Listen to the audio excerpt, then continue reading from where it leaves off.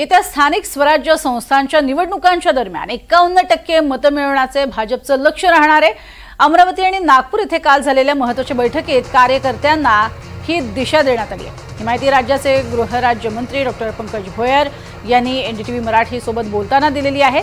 कार्यकर्त्यांना संदेश देताना जिंकू शकेल असाच उमेदवार देऊ, भाजपच्या कार्यकर्त्यांनी चिंता करण्याचं काम नाही असे ते म्हणाले। त्यांच्याशी बातचीत केली आमचे प्रतिनिधी संजय तिवारी यांनी। 51% मतं मिळवण्याचे जे टार्गेट ठेवण्यात आलेले आहे त्याबद्दल काय म्हणणं? भारतीय जनता पार्टी 51% किंवा त्यापेक्षा जास्त मतदान कसं घेता येईल याच्या पद्धतीने नियोजन करत असेल, जेणेकरून त्या ठिकाणी विजय हा सोपा होत असतो।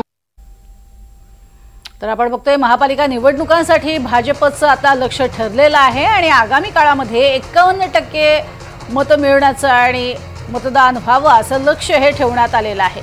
आपल्या पारड्यात 51% मतदान पडेल यासाठीचं हे लक्ष्य असेल असं पंकज भोयर यांनी स्पष्ट केलेलं आहे। काल अमरावती या भागामध्ये आणि नागपूर या भागामध्ये स्वतः मुख्यमंत्री दाखल झाले होते आणि कार्यकर्त्यांशी त्यांनी संवादही साधला होता।